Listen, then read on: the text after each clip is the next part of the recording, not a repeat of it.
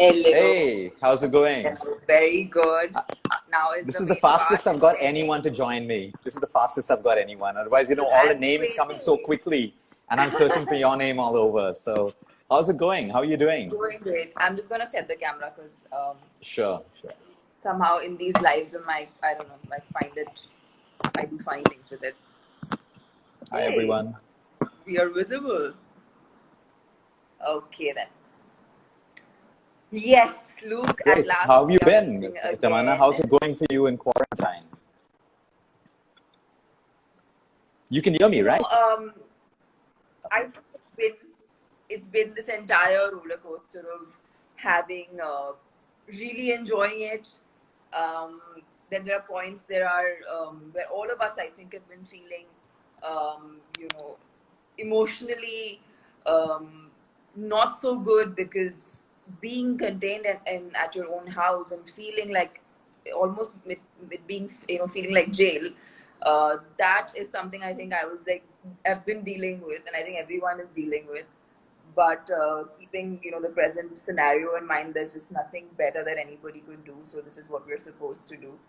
But I think this roller coaster has given me a lot of time to introspect, and I have actually enjoyed this period because I'm quite a home bird. So I enjoy being at home and spending time with family and really getting to um, like take care of small things that I would have normally not been able to address because Right. I'm away mostly working. So, so yeah, I think I've got a chance to do that. And I'm living in Mumbai right now. So I'm here. Where are you right now? Are you in which part of I'm in Goa. Goa? I'm still in You are in Goa. Goa. Yeah. Been here since You the are. start of lockdown. Yeah. You've been lucky. You made the right decision. You're in Goa because I'm sure it's. Is it really hot there, or how is the weather there? Oh yeah, we've had a scorching summer, like 38, 39, 40 degrees. It's been rough this summer, but can't complain actually. I mean, we have fresh air around us. We have, like, if I just turn my camera,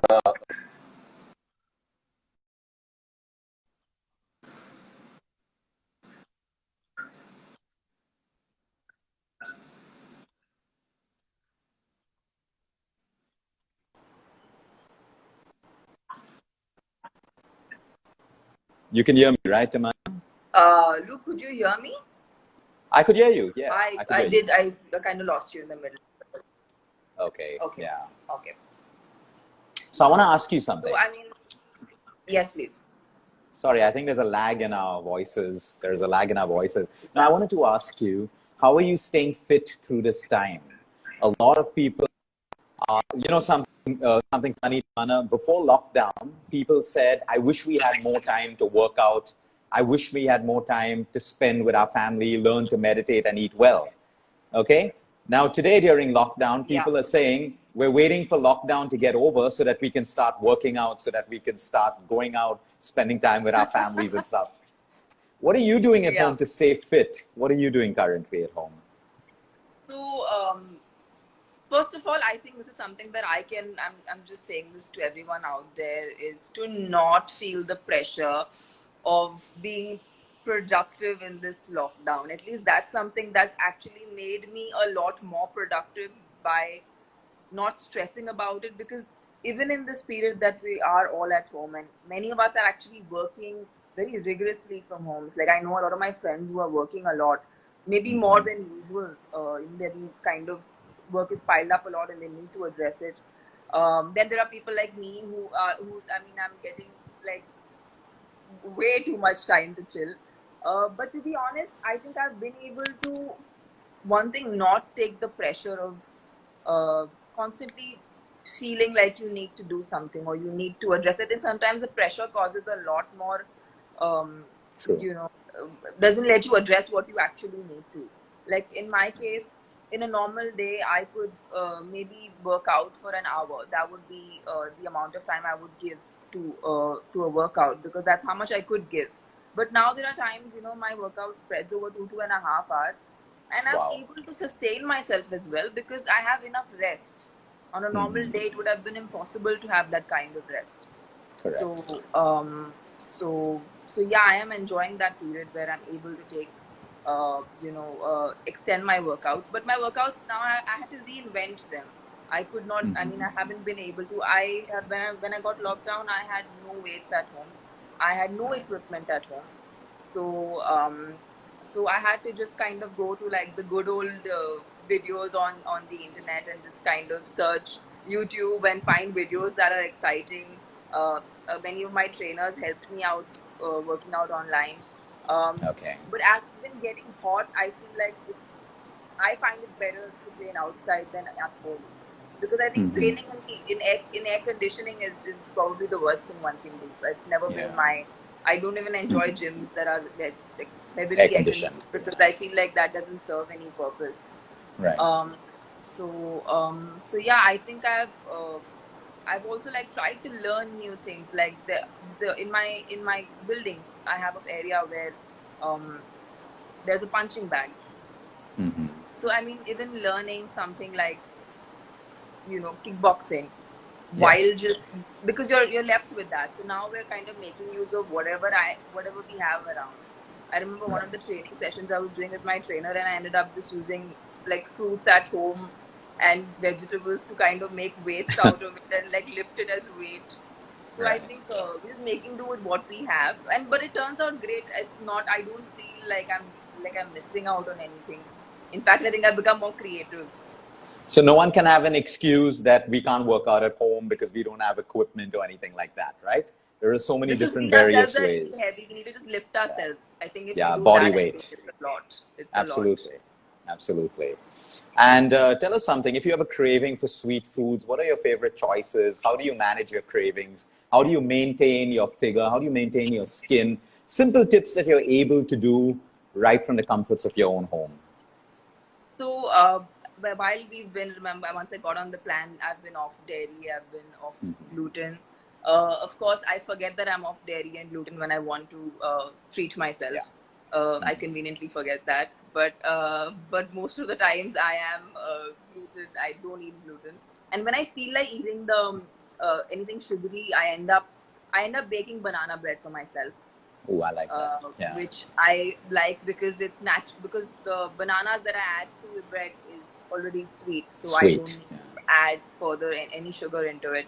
And I end up adding honey if I feel like the trick is to use really ripe bananas. Right. That makes it. They're sweeter. Yeah. Yeah. Okay. So we don't really need to put any kind of sweetener. You can even use less of honey if you need to.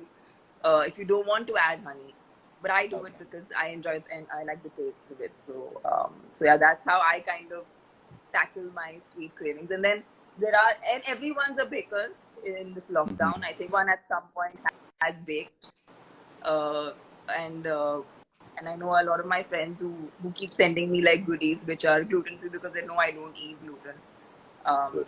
So yeah, I've been getting cookies by being sent, and way too much yummy stuff has happened. But tell me something, a lot of people eat with guilt. A lot of people eat with guilt. Do you eat with guilt? Do you ever find yourself eating with guilt? Like you eat something that you really, really want to eat, and then after that you end up feeling guilty about it and stuff like that. So how do you manage these things? Yeah. I think, I remember when I got onto a plan with you, a major issue that I think hadn't been addressed, and I think most of us don't address, which is a very basic issue, is gut health. Sometimes it's not that everything that you're eating is bad. Sometimes your gut is not in the right state to absorb all the nutrients that you're actually giving it through the food. And I think for me,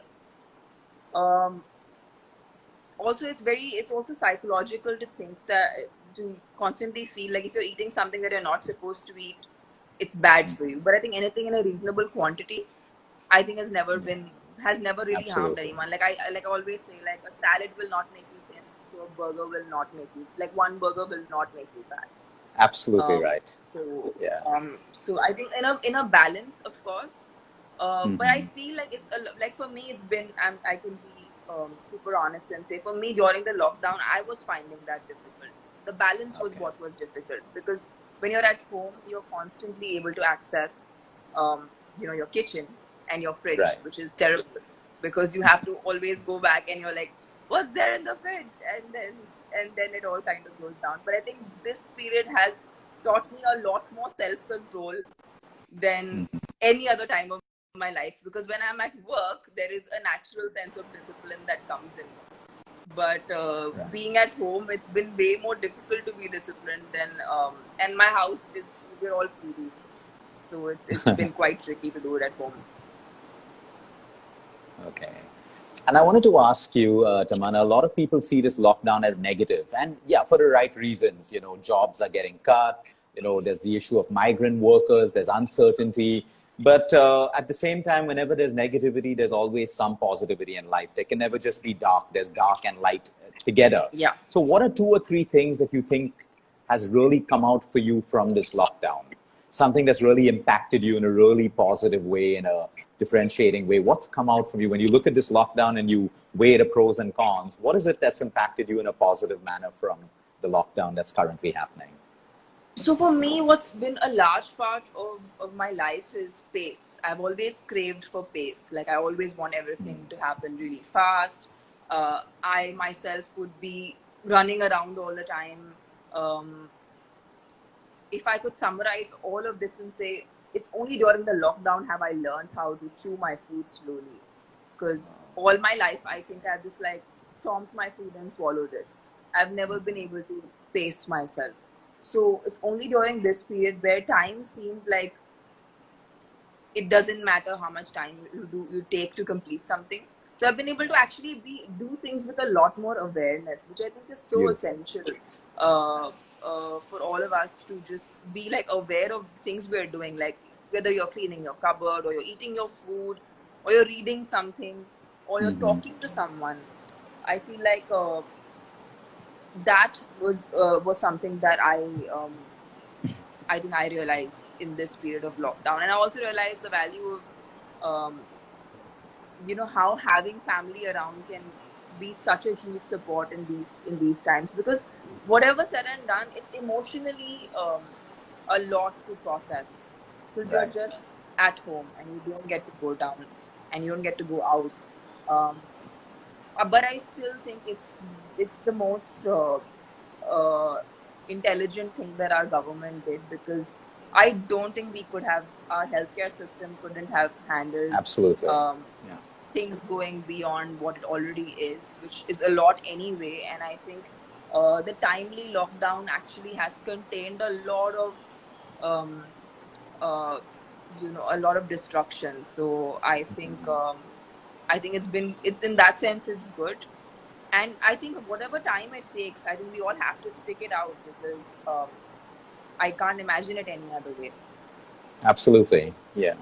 No, you're very right about that. I like that you brought up that point. The healthcare system right now cannot manage it anymore. There's no place in hospitals. Things have gotten really bad. So I think the lockdown really helps people on the front line as well.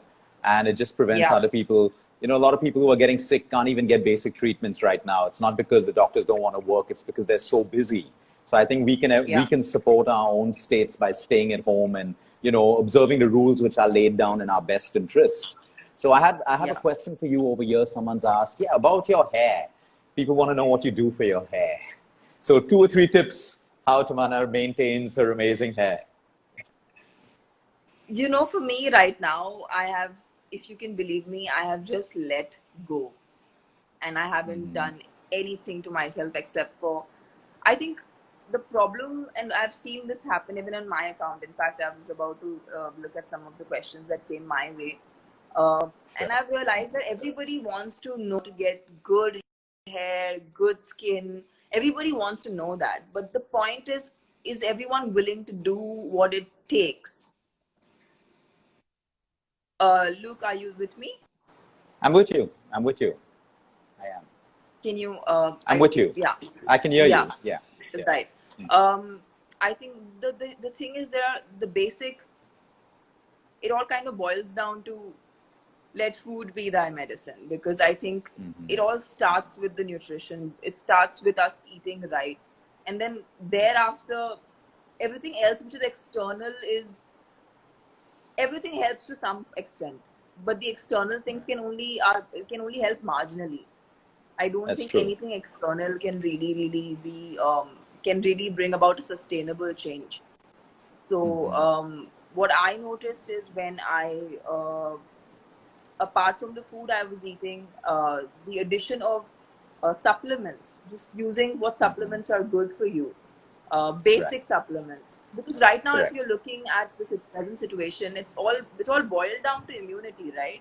We're all talking Correct. about immunity, which none of us were kind of prepared for. Like we were thinking more about, okay, if something goes wrong, let's have a medicine for it. But nobody actually thought of the precaution part of it. And the precaution in Very true. today's time and age is just having a great immunity.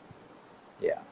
So I think for me, in terms of hair, I have actually, I've always like growing up, I think I always opted for more natural stuff. I never kind of try to do anything that's, you know, that's artificial, because I feel Artificial. like that's not sustainable. So Absolutely. the good old coconut oil, I think is, and especially because it's really hot right now, Yeah. and just using stuff that cools your system down internally as well as externally. Onion juice again is something that Yeah, that's is powerful. really cooling, um, and it's good for you, good for your hair. Um, so yeah, these are things I've done, and they're so basic. Like when people want to know, I'm like, what do I tell you? Because I don't. The thing is, the way to do it is not to do things to yourself.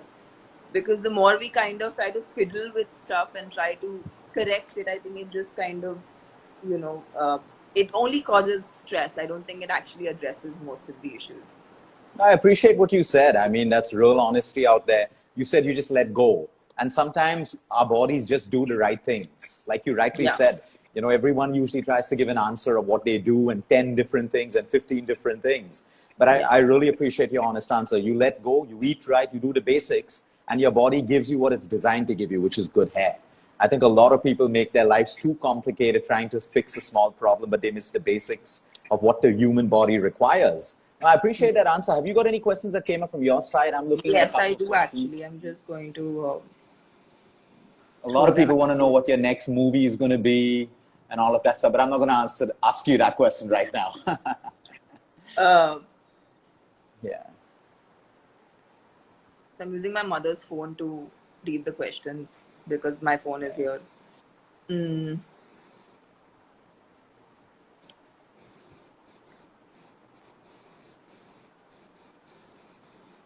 So I think the good old question is being asked by being Akshay Kumar. That's the name of the account. Um, Okay. the person's asking, immune system kaise better kare? Because that's our like the hot Right. question of the season.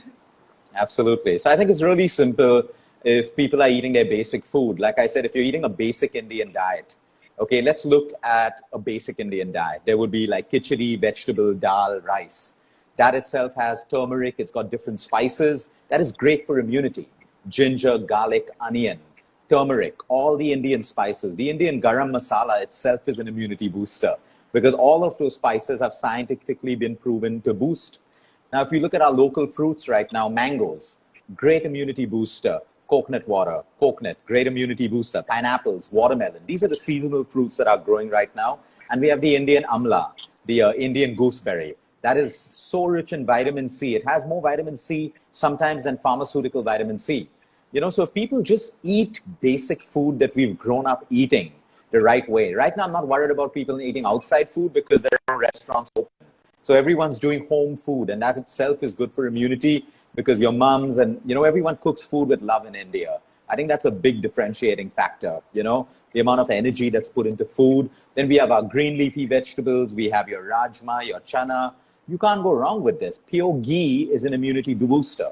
Pure coconut oil is an immunity booster. Yeah. So depending on the states that people live in, like, as you go further up north, you have mustard oil, then you have coconut oil towards the south.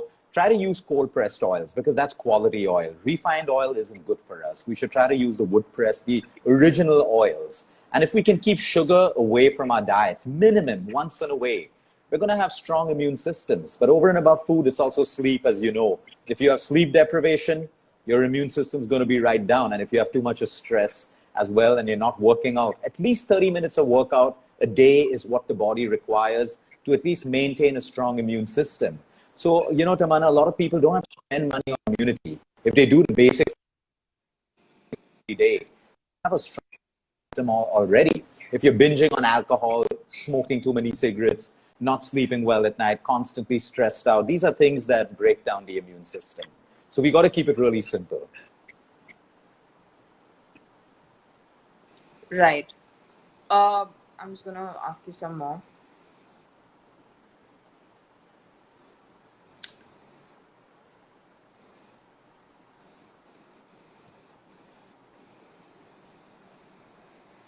So yeah, I think again, this I'm sure is a very common question asked to you. Which foods increases our metabolism and burns fat in the body? This is V Mithun double K15. This is the account that asks. So there are no magic foods. There are no magic foods. There are certain foods that can boost your metabolism, but without exercise and without good sleep at night, these foods will not work. So there are a lot of high metabolic foods. You have like black coffee. This can boost your metabolism. You have coconut oil. You have pure ghee. You have nuts like almonds, cashew nuts, peanuts. You have chana, the Indian chana, roasted chana. You have sweet potato. These are all metabolism boosting foods. Even black tea. Black tea is a metabolism booster. But a lot of people, including green tea, but a lot of people just think if they have these foods, their metabolism will boost. But they have to do the right amount of exercise with the right amount of sleep, and then these foods work better. There are no magic foods that exist in the world at all. There are good foods that work together with good lifestyle, and that in turn helps us to lose weight. So what you're saying is these foods have a certain amount of fat burning properties, but the only thing is it works in a combination. It doesn't work in isolation. Yeah, absolutely. Okay, noted.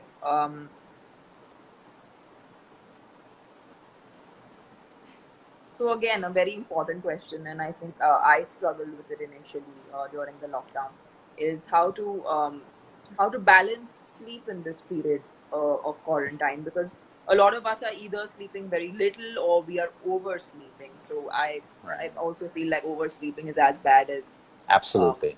Yeah. So how does one deal with that, and is there any method that one can use to regularize their sleep?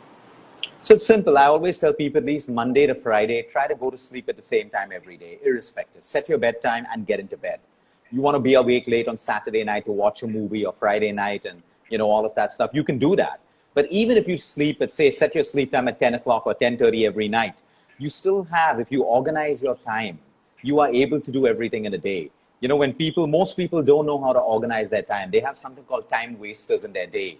They start off with something, they get distracted, they start reading something on social media, and it moves on from one thing to another, and they realize 1 or 2 hours has just gone mindlessly on social media. My whole point is you should be able to have a good 7 to 8 hours of deep sleep kept aside for you. Then you have your work hours, you have your meal hours, your exercise time, and over and above that, you have 3 to 4 hours of extra time. You can use that to consume Netflix, content, do whatever. I think if people plan their days really well, they find out that they have a lot of time. When we don't plan our days, our sleep keeps changing every single day. But I really think if we put in the discipline of, be it 9:30, 10, 10:30, 11, 11:30, whatever time you want to sleep at night, fix it.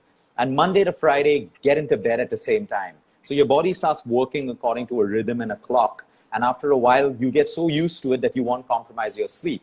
And set an alarm if you're oversleeping, because oversleeping isn't good for us. Maximum 7 to 8 hours of deep sleep is good. When we oversleep, that's not good for us. It's not good for our weight. It's not good for our heart. So then set an alarm if you feel, or like if I wake up because I know I have a client call, okay, I have a purpose to wake up to.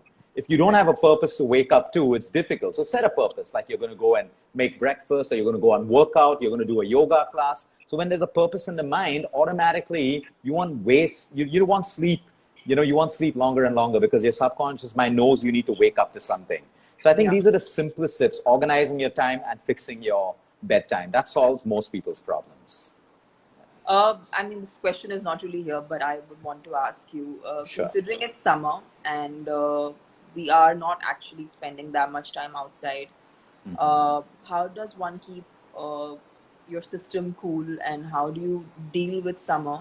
And also, we will be very soon getting into monsoon. So, what do we Yeah. do to keep, balance in our system?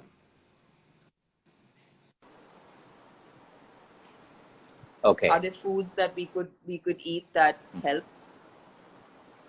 Great. So that's a great question. So in summer, if we notice, there are fruits that grow and vegetables. These are automatically cooling.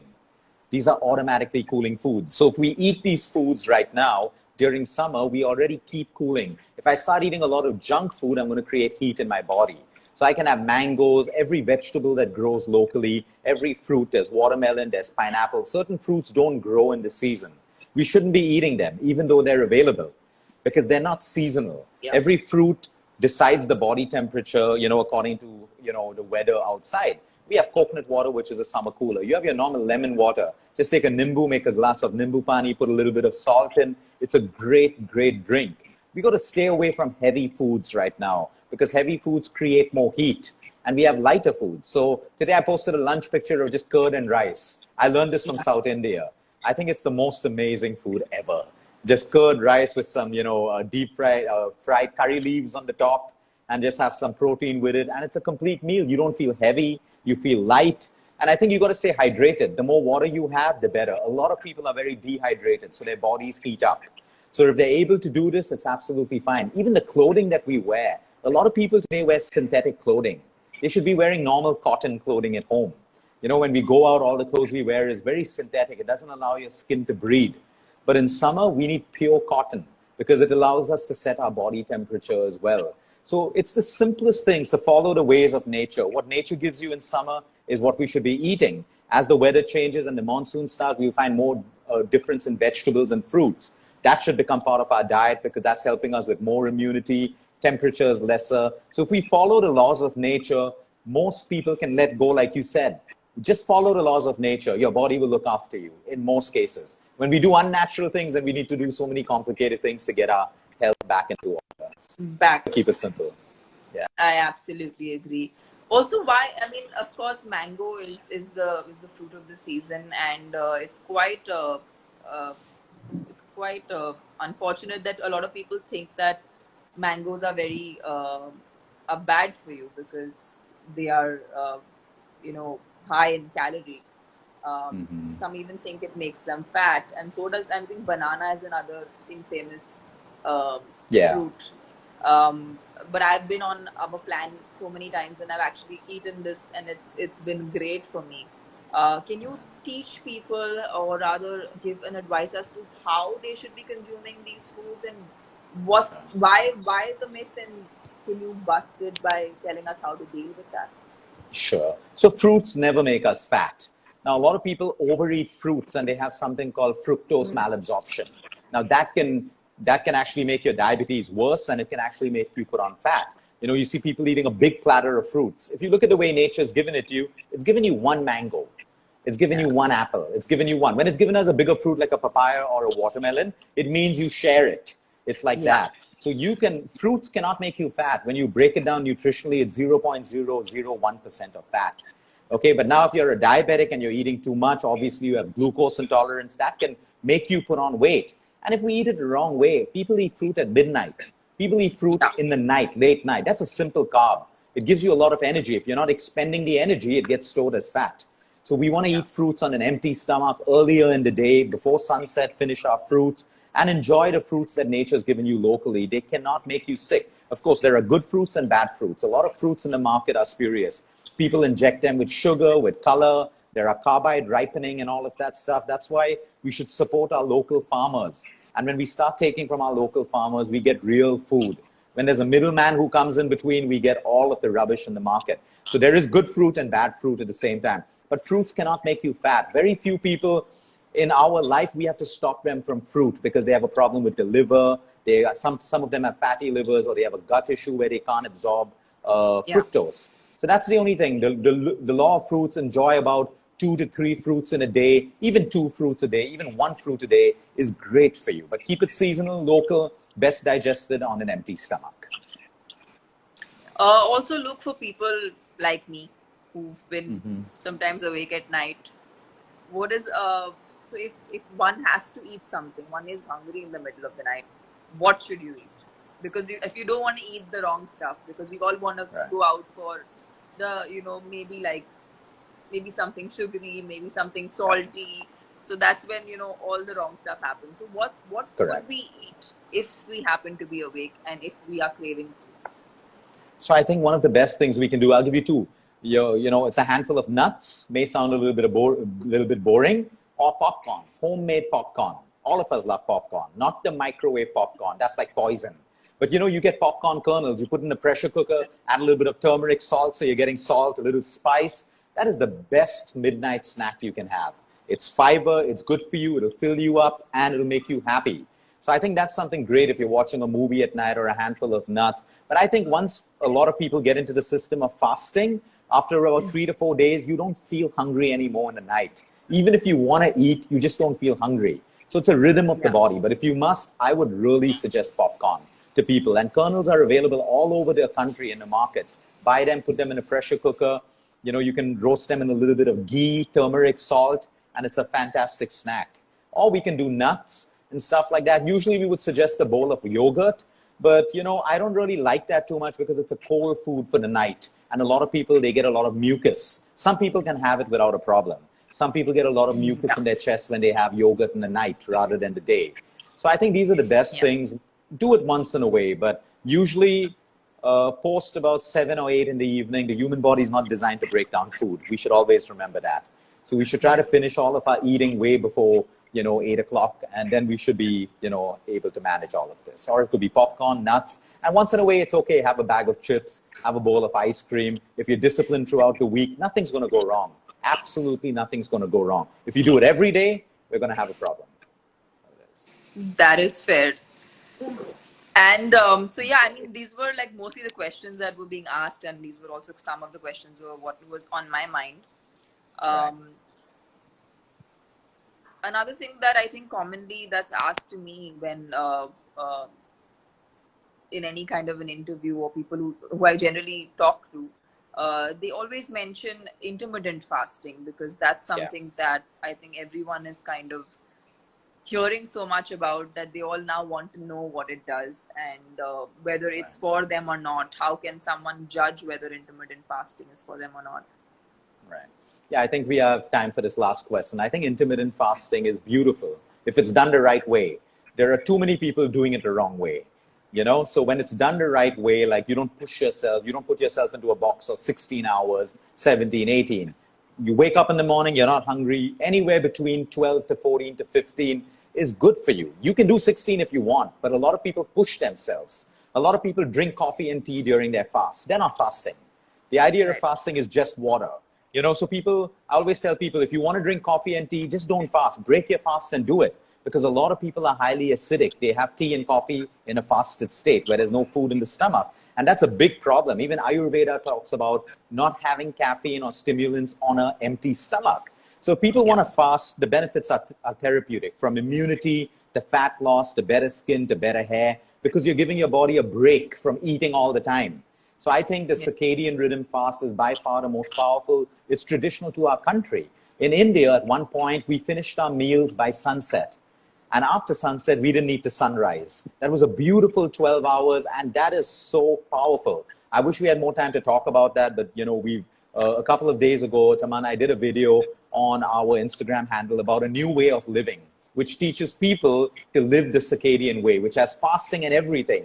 And within 5 days, people have changed their lives. It's therapeutic, it's miraculous. And if people can do this, they don't have to make intermittent fasting a fad.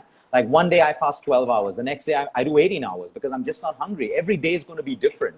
So we can't plan how long our body needs to fast. Our body plans that. And like you said, if we're conscious and we live with awareness and mindfulness, we know when to eat. We know when to break our fast. We know if we're not hungry, our body needs to fast longer. So every day can be different. And like you said in your first point, people need to start living with awareness and mindfulness. We don't have to listen to what the outside world is telling us. Your own body speaks to you every day. Your body tells you what to eat. Your body tells you what doesn't suit you, what suits you. It tells you when you overate. It tells you if a food didn't sit well in your system. I think the human body is a beautiful machine. And if we listen to it, we get a lot of answers from our own bodies. I think that's a great takeaway from this, is to listen to ourselves and stop listening to other people, because we're listening too much to other people. Too much. We can take guidance, but sometimes we just got to listen to our own bodies and stuff. That's how it is. Great. Thank you so much, Luke. I really enjoyed Thank you. It's this. always a pleasure. It is absolutely a pleasure. And I hope people who watched have enjoyed this. It's funny you spoke about summer and stuff like that. It looks like we're going to have heavy rains now. It's all dull around us, and it's like getting crazy dark out there. Wow. I think we're going to get a lot of rain. So yeah, that's how it is. But thank you so much for your time. Thank you for being an inspiration to so many people out there. I'll talk to you soon. I can say the same thing to you. Thank you. Thank you, Luke. Take care. Thanks, everyone. Take care. Bye, everyone. See you. Thank you. Bye.